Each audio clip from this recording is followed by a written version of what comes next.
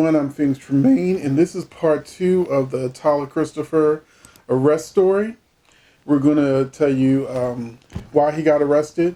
We're going to give you an update on his divorce, and we're also going to let you know how the soap world has reacted to Tyler Christopher and what you should probably be doing as a fan of Tyler Christopher.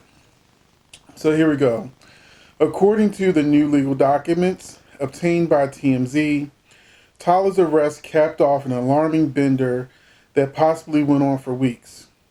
Cops say they were contacted on November 11th by an Uber driver who drove him home because Christopher had passed out in the back seat of his car and urinated on himself.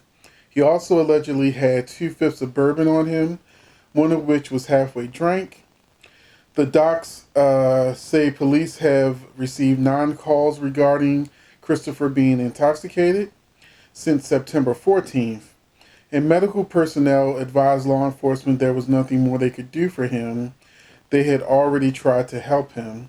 For example, Christopher was detained just days earlier on November 8th for public intoxication at Walgreens when someone reported he was trying to get inside their vehicle. Cops say Tyler was bleeding from the bridge of his nose and had urinated in his sweatpants and possibly hit his head. Instead of being arrested, he was taken to the ER to be examined, but also took a breath test and registered a BAC of .267, more than 3 times the legal driving limit. The docs say he got transported to a medical center for more treatment, and a warrant was filed for his arrest upon being released. Apparently, he checked himself out on November 11th against medical advice before he was arrested for the Uber incident. And then it goes into his history about his soap history.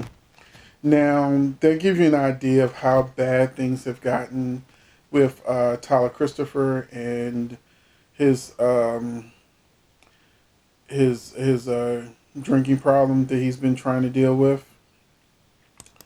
And we're going to move on to things that have been going on in his private life with him and his wife and their pending arrest.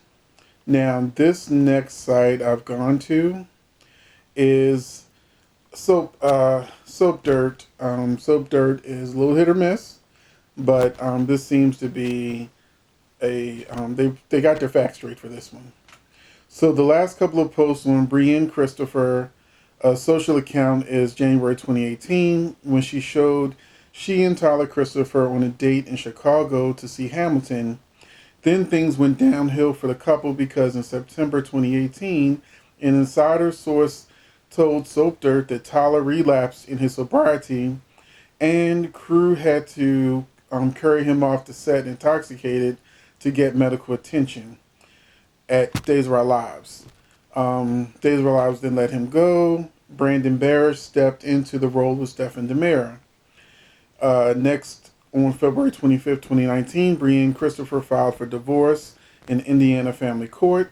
The same day, she filed a motion to have Tyler ejected from their home and a temporary restraining order. She also got custody of the kids and filed temporary financial support from Tyler Christopher during the initial proceedings. Since then, Brienne filed several continuances in the divorce case, which was left stagnant.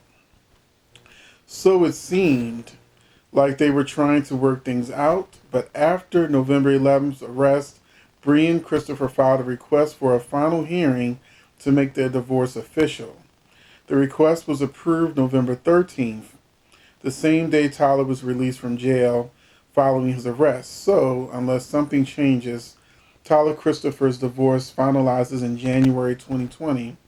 So there's no confirmation from Tyler Christopher yet, but it seems likely that his split from his wife Brienne hit him hard, and now the arrest seemed to put the nail in the coffin of their troubled marriage. So very sad news about what's been going on with that. Also gives you a little insider information on why they let him go from Days of Our Lives.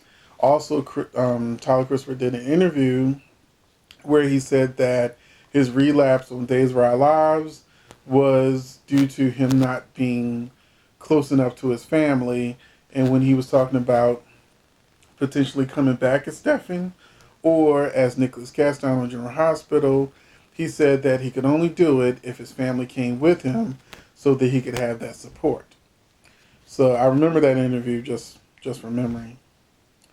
And now we're going to get into the soap world, how they've reacted, and, you know, different things they've said online about, you know, Tyler Christopher. And Nancy Lee Grand was the first one I saw. And she says, I say this, and this, all these are on my Twitter page, so follow me on Twitter, and you'll see even more than what I'm going to squeeze into this, you know, video. I say this with love, but I can assure you that Tyler wasn't out having birthday fun. He has a horrible disease. Tyler's at risk of losing his life if he doesn't get help, maintain treatment, and work a program, and there's nothing fun about it. He needs help, not exposure. Greg Vaughn, who plays Eric, that was Alexis from General Hospital.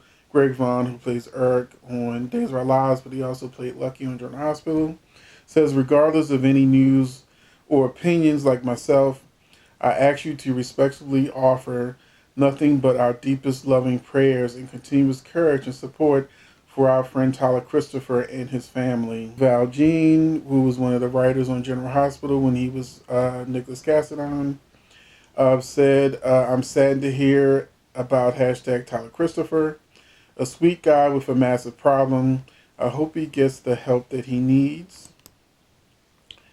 And I'm going to go for one more.